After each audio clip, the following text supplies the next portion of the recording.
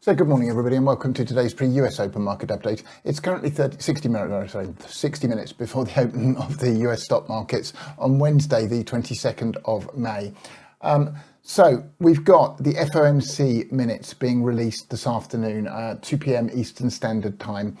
So I would expect potentially some volatility around there. It very much depends on whether there's any surprises in the voting and what the committee members had to say at the last meeting. And then we've got Nvidia's earnings after the bell tonight, which are widely anticipated. Now, Nvidia does have a history of beating estimates on earnings, but what I will do partway through this afternoon's US session is do a specific analysis of Nvidia, which we will record. I'll do it live in the room, and we'll look at the relative rotation graphs, the cycles, and so on and so forth, and some support and resistance levels in Nvidia. In the meantime, I just wanted to zoom out slightly and look at the daily chart of the ES Mini as a reminder of where we are. And going back to the low we saw in October of 2022, we've got an ABC for a 1 to here, a 2 back, an ABC for a 3 into a 1.0 extension. So very standard textbook stuff thus far for a diagonal. WXY back for a 4. All that fits perfectly. Then this. Now, this is getting very, very extended. No problem with that, in that the wave 3 was fractionally longer than the wave 1. So wave 3 cannot be the shortest, no matter how much the wave 5 extends. But all of this, I think, is a large 5-wave structure for an A wave of an A, B, C in a large ending diagonal off the March 2020 low.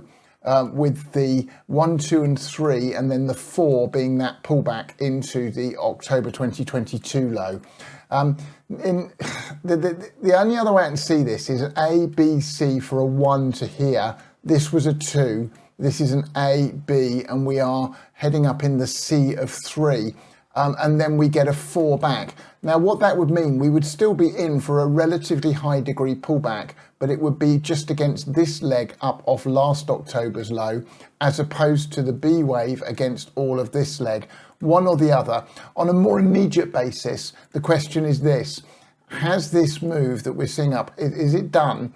It needs to be an ABC structure. And as you can see, when you zoom out to the daily chart, it could well be that we've got an A, B, extended C, and we're going to complete all of this at the highs we're seeing now. Then we start the journey down. The alternative being, as I'm showing it in the ES, 1, 2, 3, 4, 5, and this is the A wave of this 5th. We then get a pullback against the rise off this the low we saw in mid-April this year before a final push up. Then we get the bigger pullback, one or the other. So there's a lot of ifs and buts in there. But if you just stand back for a moment, we are close to a pullback, either from the highs we've already seen in this particular fractal, or possibly one more push up. And it's then a case of watching the retrace fibs against the move off this pivot low here, which is the low we saw in mid-April. We would have to take that out to open the door to more. And if we do take that out, then it would suggest we are going to get a retrace at least against this leg and quite possibly against all of this fractal here. So we're closer to a larger degree move to the downside than and in terms of risk and reward compared to what we've got left on the upside from here, I would suggest. Now, overnight, we've made a fractionally higher high. We'd started to push up late yesterday, but we're coming off again. The key levels in the ES below the market right now, 53.07, which is the little spike low we saw the other day, then the low that we saw pre-market on the CPI data release at 52.18 the other week, and then below there 51.87. So those are the three levels that we need to take out in order to confirm we're at least in a deeper retrace against this leg here, and we would need to take out that April low in order to suggest that the larger degree move is done and we're going to get a bigger move down.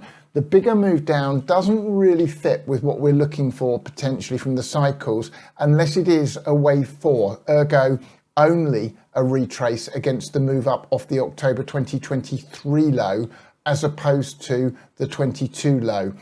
We're expecting a cycle trough in the first week of July. Now that doesn't mean lower low or anything else. It simply means that we will get a bottom, and after that the cycles are suggesting that we're going to get another multi-month move to the upside in markets. So given that we are now heading towards the end of May, we've got around 6 weeks of downside ahead of us once we've got a confirmed top in place in the US markets. In the NQ, I'm showing it ever so slightly differently in the NQ, in that I'm suggesting that potentially this is the A, B, C for all of this fifth here in this fifth wave. If that's the case, then I'm looking for the bigger pullback once this move, this fractal off the April low completes. So that's just a different interpretation, if you will, shown in the NQ here of one of the interpretations that are likely that I've just been through in the ES. In the meantime, if we bring the NQ down to its hourly chart, again, it made a fractionally higher high overnight. We've come off, but key levels. 18,682.5, that's the first level. A much more important level to take out, 18,546. And I'm going to leave it at that with the NQ. Until and unless we can take those out, then we have absolutely no confirmation that we are not going to continue to subdivide higher at least once more in the NQ either. Okay, let's then come over and look at the European markets this morning. Now, the UK FTSE started coming off early this morning prior to the open here. We've had a pullback and down, potentially ABC 1, 2, ABC 3, 4, ABC 5. If we now start to see from probably just a touch lower, a pullback, and it respects a retrace fib against this move down, then that would set up a 1-2 to the downside and a potential swing short opportunity in the UK FTSE. So if you wanted to look at that, be cautious. The FTSE can be a very tricky index, as you know, and wait for a signal coming off the retrace fib. And we do need to be aware with diagonals, this could be ABC1 here to ABC3, and we get a shallower pullback, then a fifth. So we would get a larger diagonal, but if we see that, the retrace, providing it respects a retracement fib, then gives us one of our buy signals to provide the tight stop at entry, would then present a reasonable swing short opportunity in the UK FTSE. In the German DAX, again, it's still not managed to take out these lows. It needs to get below 18,626. If we can do that, potentially we've got a series of 1-2s to the downside here in the German DAX, and we can start to see a larger degree, wave 3, unfold of the larger one that we would be looking for off the top. But at the moment, it's just range bound until unless we can take that low out. NG I'm going to do next, and NG coming off further, which is what we were looking for. So off the low from the other week, I've got an ABC 1, 2, ABC 3. I'm looking for this 4 back here, and then another ABC structure up. All of that to complete a larger degree A wave in the very large ABC correction that we're looking for against the most recent swing down. So after a move up to around the 309 area, I would look for a pullback in a B wave before the next fractal to the upside to complete the larger degree correction in NG. Now, CL. So CL, we had to bear in mind, these are the continuous contracts that I chart in order to be able to give you the daily, weekly, and so on timeframes over the sort of periods we need to look at. That does cause some issues on the smaller time frame trading charts when we get contract rolls. So the front month for CL rolled overnight, and what you'll see therefore on the continuous contract is the gap down. But what I'm tracking is this 1, 2, and potentially, as I went through in the weekend update, the 2 is in, and we've got another little 1, 2 to the upside forming, and it would form a 1, 2, 3, 4, 5 for a 1 of this wave 3 up. Overall, I'm looking for a large C wave up to at least 104.96, possibly as high as 114.72 in CL, and I think we're in the early stages of that, but we do need higher to confirm that the wave 2 is indeed in. Now, if we come down to the hourly chart here, what we have is, and unfortunately it's going to be a leading diagonal for the wave one. It's not forming an impulse. So if the 2 is in, ABC 1 to here, ABC 2 back, providing we remain above the low that we saw at the end of last week, and we can get back above 80.06 in CL without taking that low out, then that would be enough confirmation that the low is in, and we should be subdividing higher from here in CL. In GC, excuse me, started to come down nicely yesterday. What we now need to see is the break back below 208.50, and I'm just looking for the rest of this wave 4 back to the HVL, which is the 0 gamma level overall on the hourly chart. That's at around 23.65, after which we should then see another A, B, C structure up to conclude the larger degree wave 3. And again, just to give you perspective on that, if I take you to the daily chart, this is what we're looking for overall in GC, is for a 4-5 for this 3 up to 24.95. Then we should get a pullback that would hold above 18.23.50 before a final ABC structure up to at least 28.52, and I suspect it will extend into the low 3000s in GC to conclude a much larger degree move to the upside. Okay, let's then take a quick look at the currencies next. So the US dollar starting to move up nicely now, and I'm looking for continuation of that move up to the 107.73 before we then pull back. Cycle low expected around the second week of July, and I think that's likely there for the wave 2. But for now, we're starting to head up off the wave 4 low in the diagonal. In the euro, therefore, we're coming off its wave 4. I'm looking for an ABC structure down for the 5 over the 1 towards 105.13 before we then get a 2 back in the euro.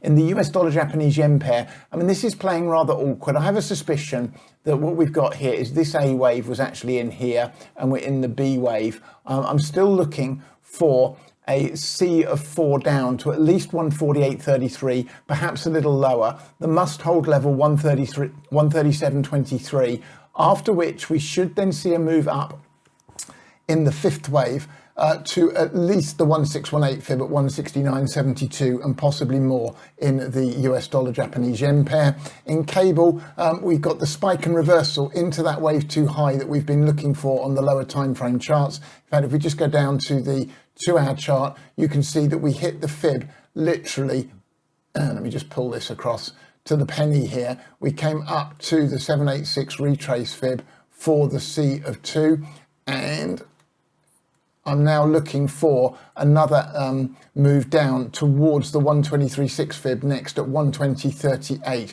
providing this morning's high remains intact. First level of cable next needs to get back below 126 overall. And in the Australian dollar, so the Australian dollar is playing awkward here, and it needs to hold around the current levels in order to continue as an impulse structure to the upside. But I'm looking for another series of 3-4-5s up to the 69.37 area to complete the larger degree wave 1. Okay, cryptocurrencies. Now, having broken out nicely, they're taking a little bit of time here to get going with the next leg. What I think we've got in Bitcoin off the wave 4 is a 1, 2, 1, 2, 1, 2, 3, 4. We now need to see the 5 of 3 of 3, then a series of 4 5s up to around the 85.75 to 88.837 area. That would conclude all of the larger degree wave 3 off the low that we saw last year in Bitcoin. And so I just put that again in perspective, I'm looking for a move up here to this 84.679 area on the larger degree daily chart before we get a 4 and then a final 5th up to conclude a much larger degree wave 1. And in Ethereum, similar thing here. Ethereum, though, I think is part of a wave 1 of the next 5 wave structure up. Ultimate target 57.10, but we do need a 4-5 of this one before we get the 2 back in Ethereum, then the 3-4-5 to conclude the move after that. Okay, that's what we have first thing this morning. What I would suggest is that after the opening period and the settlement period's out of the way, we are likely to see low volume, tight range bound trading again into the FOMC minutes. Quite what happens when we get those remains to be seen, and then I would expect once that dies down, we're going to have low volumes again until after hours when we get the Nvidia earnings release. Okay, that's what we got. Let's see what we do get when we open.